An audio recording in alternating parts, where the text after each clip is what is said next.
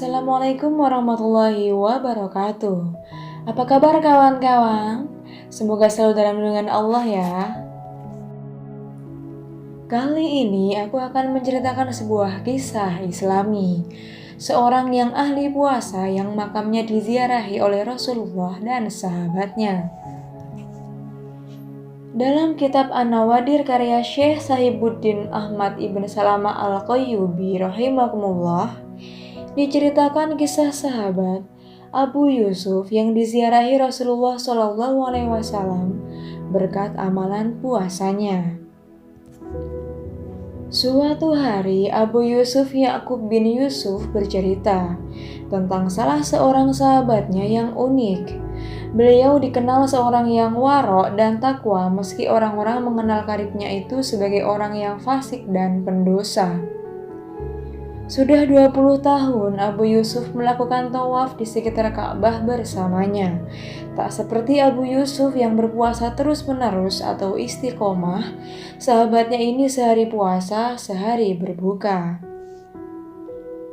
Memasuki 10 hari bulan Zulhijjah, sahabat Abu Yusuf ini menunaikan puasa secara sempurna, kendati beliau berada di padang Sahara yang tandus. Bersama Abu Yusuf, beliau masuk kota Turtus dan menetap di sana untuk beberapa waktu yang lama. Di tempat yang gersang inilah, persisnya di sebuah kawasan reruntuhan bangunan, beliau wafat tanpa seorang pun yang tahu, kecuali Abu Yusuf. Abu Yusuf pun keluar mencari kain kafan. Alangkah kagetnya, tatkala dirinya kembali, dia menyaksikan kerumunan orang yang berkunjung, mengafani, sekaligus menyolati jenazah sahabatnya tersebut di tempat yang semula tak berpenghuni. Karena begitu ramainya, Abu Yusuf sampai tak bisa masuk lokasi reruntuhan bangunan itu. Para pelayat menyebut-nyebut almarhum sebagai orang yang zuhud dan termasuk dari kekasih Allah atau waliullah. Subhanallah, siapa yang mengumumkan kematiannya hingga orang-orang berbondong-bondong bertakziah, menyalati dan menangisi kepergiannya? Tanya Abu Yusuf. Setelah melalui perjuangan keras, Abu Yusuf akhirnya berhasil menghampiri jenazah sahabatnya tersebut dan terperanjat saat melihat kain kafan yang tak biasa. Pada kain itu tercantum tulisan berwarna hijau berbahasa Arab yang artinya, inilah balasan orang yang mengutamakan ridho Allah ketimbang ridho dirinya sendiri. Orang yang rindu menemuiku dan karenanya aku pun rindu menemuinya. Selepas melaksanakan sholat jenazah dan mengebumikannya, rasa kantuk berat menghampiri Abu Yusuf. Hingga akhirnya ia pun tertidur.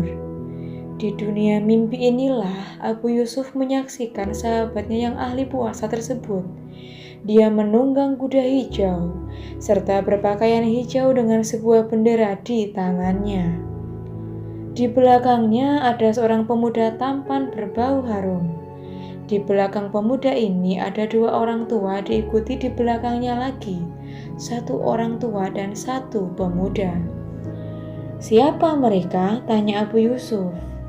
Pemuda tampan itu adalah Nabi kita Muhammad SAW. Sedangkan dua orang tua itu adalah Sayyidina Abu Bakar dan Umar radhiyallahu anhum. Sementara orang tua dan pemuda itu adalah Sayyidina Utsman dan Ali. Jawab sahabat Yusuf itu. Dan akulah pemegang bendera di depan mereka, kata sahabatnya dalam mimpi itu. Hendak kemanakah mereka? Tanya Abu Yusuf. Mereka ingin menziarahiku. Abu Yusuf pun kagum. Bagaimana kau bisa mendapatkan kemuliaan semacam ini? Sebab aku memprioritaskan ridho Allah Ta'ala dibanding ridho diriku sendiri. Dan aku berpuasa pada 10 hari Zulhijjah, jawab sahabatnya. Abu Yusuf pun terbangun dari tidurnya. Lalu sejak itu beliau tak pernah meninggalkan amalan puasa itu hingga akhir hayatnya.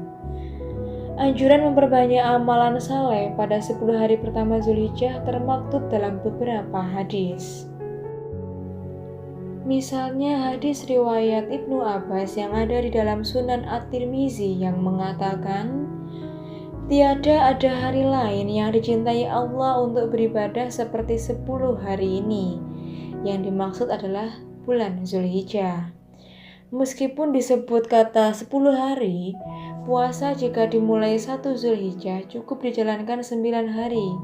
Karena 10 Zulhijjah juga hari tasyrik, yaitu tanggal 11, 12, 13 Zulhijjah adalah hari terlarang untuk berpuasa. Semoga kisah ini menjadi hikmah dan pelajaran buat kita semua untuk bersemangat lagi menjalankan ibadah puasa sunnah. Baiklah kawan-kawan, mungkin cukup sekian untuk kisah Islami kali ini. Semoga bermanfaat untuk kita semua. Wabillahi taufiq wal hidayah. Wassalamualaikum warahmatullahi wabarakatuh.